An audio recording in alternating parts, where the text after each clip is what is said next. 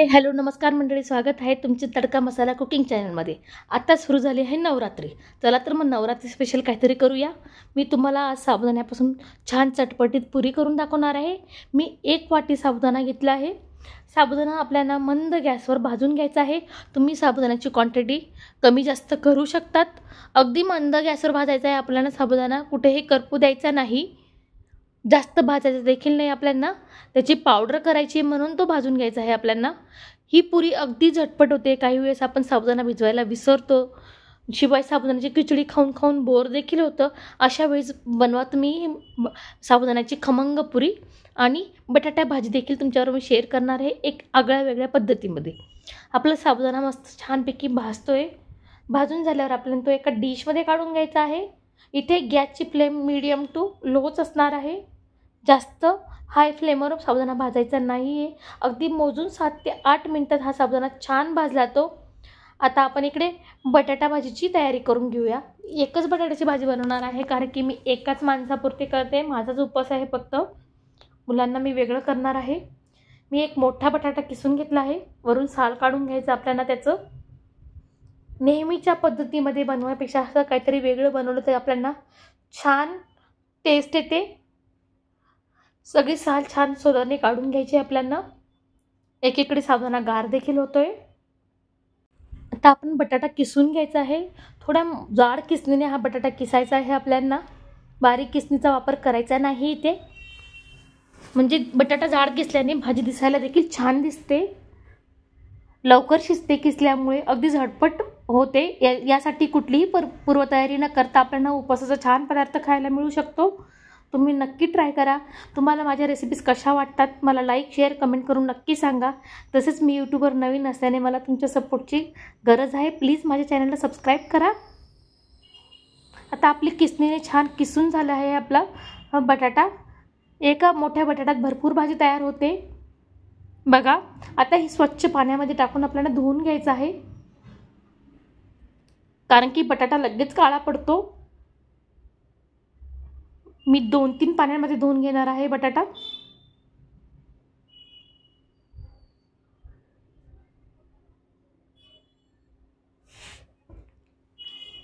इकडे साबुदाणा देखील छान गार झाला आहे।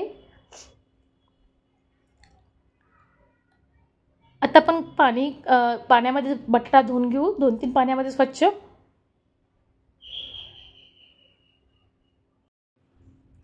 आता साबुदाणा आपण एका बाउलमध्ये घेऊया।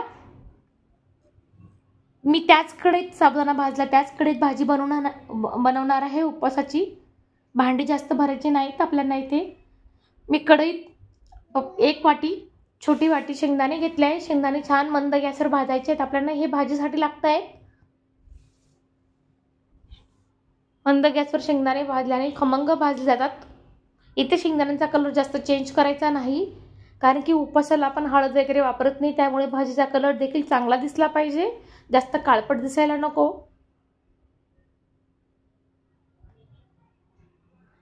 उपवास म्हटलं तर सगळ्यांनाच साबुदाणा खाऊन कंटाळा आलेला असतो, किंवा साबुदाणे वडे खाऊन कंटाळा आलेला असतो।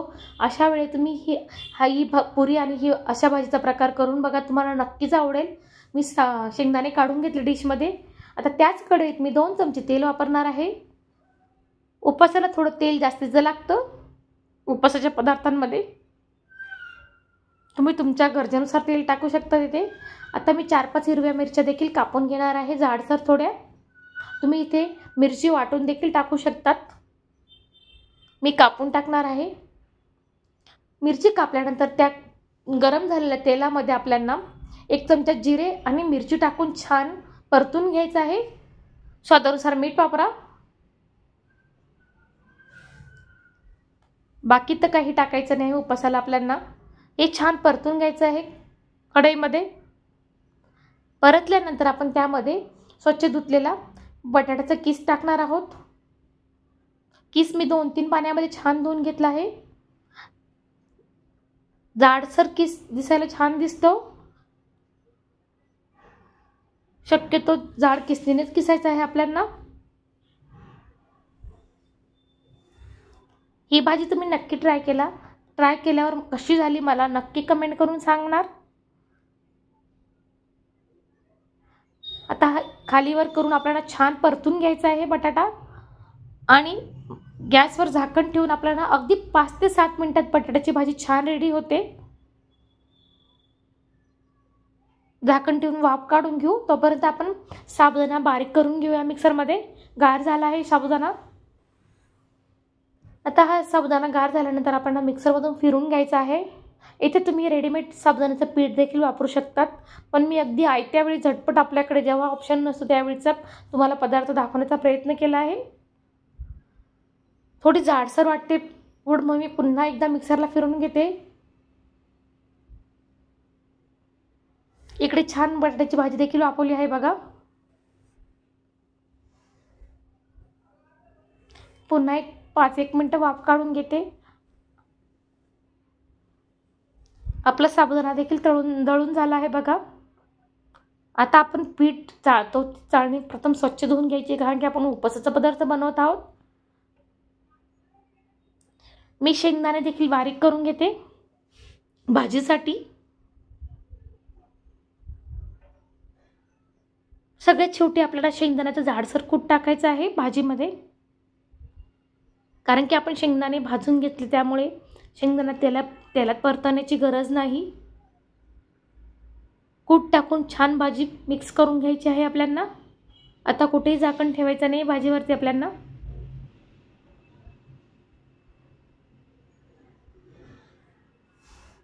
आपली भाजी रेडी आहे उपवासाची. आता मी वाफवलेले 2 बटाटे घेणार आहे. मी 4 बटाटे वाफवले, पण 2च बटाट्याचा वापर करणार आहे पुरीसाठी.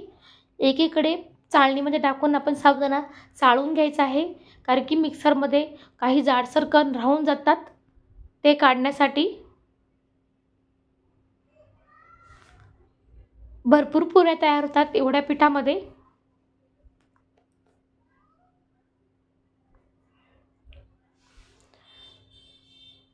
छान फाईन पावडर झाली आहे बघा.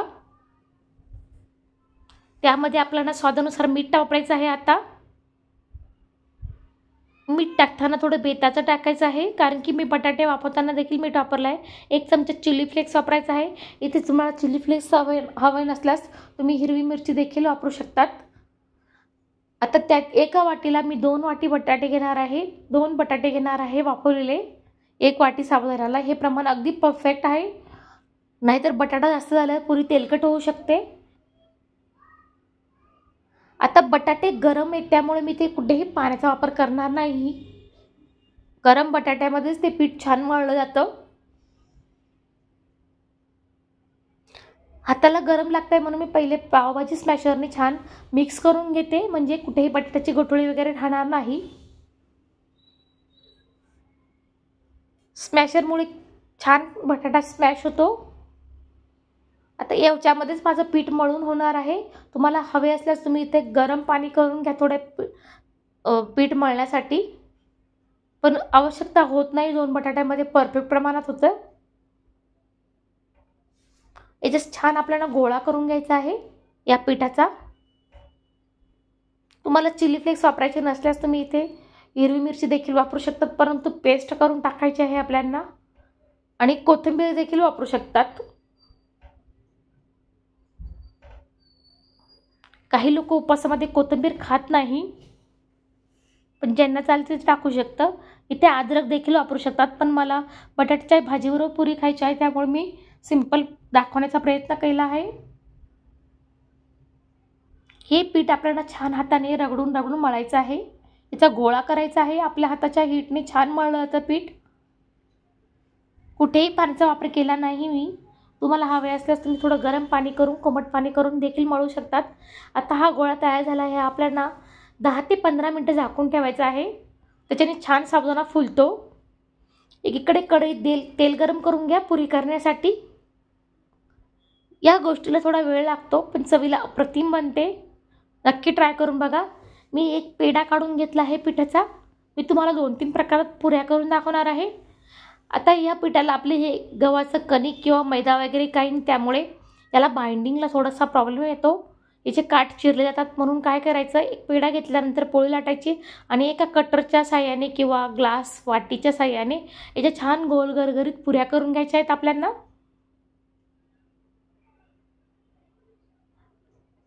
चविष्ट बनतात ह्या पुऱ्या. शिवाय आयत्या वेळी देखील आपण करू शकतो कोणतीही पूर्वतयारी न करता.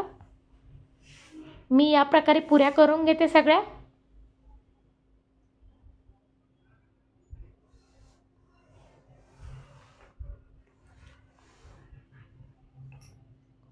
चवीला अप्रतिम लागतात.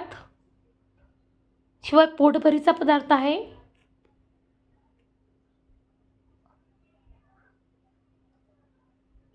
मैत्रिणींनो, आपले अजून 1000 सबस्क्रायबर तयार झाले नाहीत, त्यामुळे प्लीज माझ्या चॅनलला सबस्क्राईब करा. माझा प्रयत्न असतो तुम्हाला कमी साहित्यात छान छान रेसिपी दाखवण्याचा, कमी वेळेत. तुम्हाला रेसिपी आवडल्यास नक्की सबस्क्राईब करा. या प्रकारे पुऱ्या करून घेतल्या. इकडे तेल देखील आपल्याला हाय फ्लेमवर कडकडीत तापून घ्यायचं आहे आणि नंतर गॅसची फ्लेम आपल्याला कमी करायची आहे. या पुऱ्या काही फुगतात, काही फुगत नाही, छान होतात. पण या प्रकारे पुऱ्या तळून घ्यायच्या आपल्याला मीडियम टू लो गॅसवर. कलर बघा किती सुरेख आला आहे. कोणी ओळखेल का ही उपासाची पुरी दिसते असं?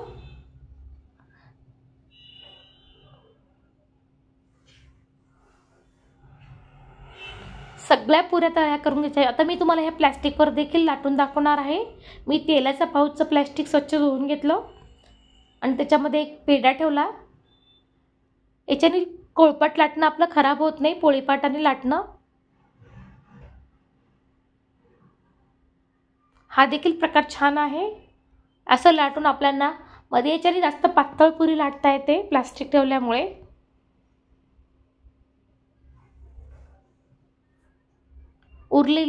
उरलेला आपण एकत्र करून पुन्हा पुरी करायची आहे. याच्याने कुठलेही पीठ वाया जात नाही.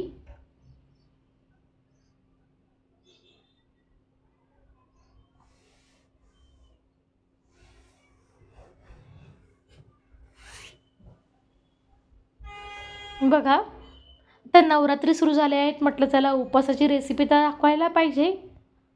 शिवाय माझे देखील उपवास आहेत, त्यामुळे मला करायचंच होतं, म्हणून मी तुमच्याबरोबर ही रेसिपी शेअर करत आहे. आता ह्या प्लॅस्टिकवर लाटलेल्या पुऱ्या थोड्या पातळ झाल्या आहेत आपल्याला, म्हणून तुम्हाला दाखवत आहे मी. ज्यांना जाड पुरी आवडत नसेल त्यांनी या प्लास्टिक ठेवून करू शकतात. छान पातळ होते ही पुरी. छान खालीवर करून तेल आपल्याला छान परतून घ्यायचे आहे. त्या तेलात खमंग तळून घ्यायच्या आहेत त्या सगळ्या पुऱ्या.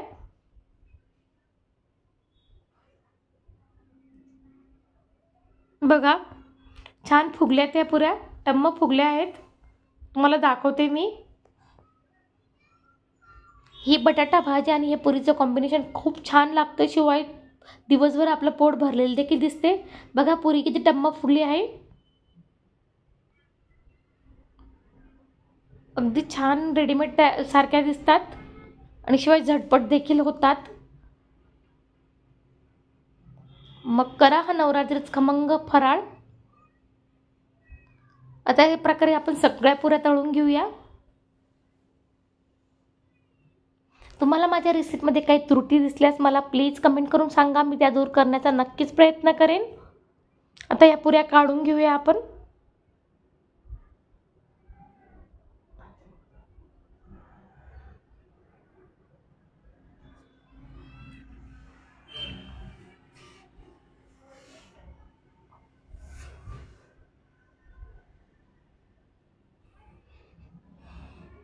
नऊ दिवस फराळाचं रोज नवीन नवीन काय करायचा हा प्रश्न प्रत्येक गृहिणीसमोर असतो.